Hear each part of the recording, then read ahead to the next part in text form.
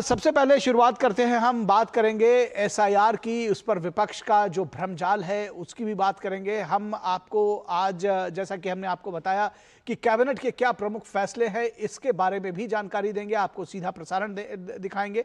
लेकिन सबसे पहले इस वक्त जो सबसे बड़ा मुद्दा है एसआईआर पर विपक्ष का जो भ्रमजाल है उसकी बात कर लेते हैं। 1 अगस्त को प्रकाशित हुए बिहार के वोटर ड्राफ्ट लिस्ट सभी राजनीतिक दलों को सुपुर्द कर दी गई है।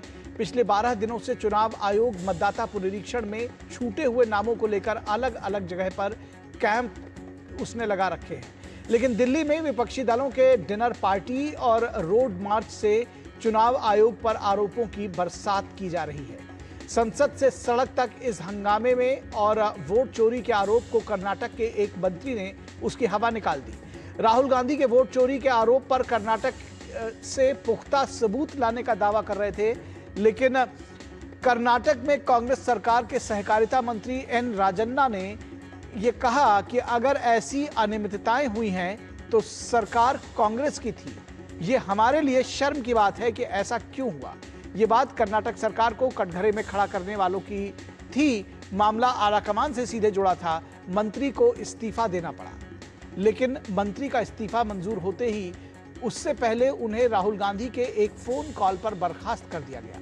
हालांकि राहुल गांधी संविधान बचाने का दावा करते हैं, लेकिन मीडिया का दावा है कि उन्होंने सीएम को फोन करके तत्काल राजन्ना को बर्खास्त करने का आदेश दिया था।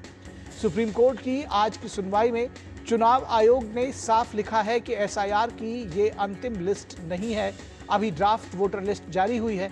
इसमें संशोधन और नाम जोड़ने की गुंजाइश बची हुई है। राजनीतिक दल अपनी आपत्ति दर्ज करा सकते हैं, उनके पास वोटर लिस्ट मौजूद है।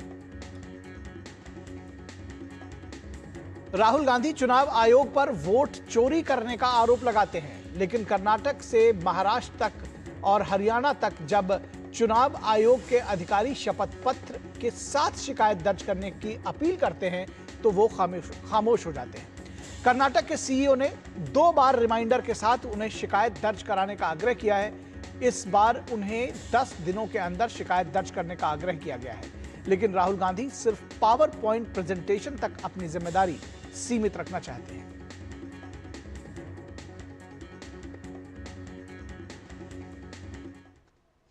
तो सबसे पहले बात कर्नाटक के मंत्री के एन राजन्ना ने आखिर क्या कुछ कहा।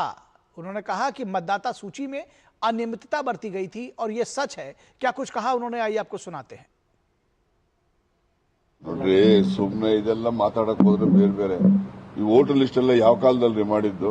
ನಮ್ದೇ ಸರ್ಕಾರ ಇರೋವಾಗ ಮಾಡಿರೋದು. ಅವಾಗೆಲ್ಲ ಏನ್ ಕಣ್ಮುಚ್ಕೊಂಡು ಕೂತಿರ್ತಾರ ಎಲ್ಲರೂ? ಸುಮ್ಮನೆ ಮಾತಾಡಿದ್ರೆ ಮಾತಾಡ್ಬೇಕಾಗ್ತದೆ, ಏನು ಬೇಡ ಆಯ್ತಲ್ಲ. ಈಗ ಈ ಅಕ್ರಮಗಳು ನಡೆದಿರೋದು ಸತ್ಯ, ಅದರಲ್ಲೇನು ಯಾವುದೇ ಏನು ಸುಳ್ಳೇನಿಲ್ಲ. ಆದ್ರೆ ಅಕ್ರಮಗಳನ್ನ ನಮ್ಮ ಕಣ್ಮುಂದೆನೆ ನಡೆದಿದಾವಲ್ಲ, ಅದು ನಮಗೆ ಅವಮಾನ ಆಗಬೇಕು, ನಾವು ನೋಡ್ಕೊಳ್ಳಿಲ್ಲಲ್ಲ ಅಂತೇಳಿ.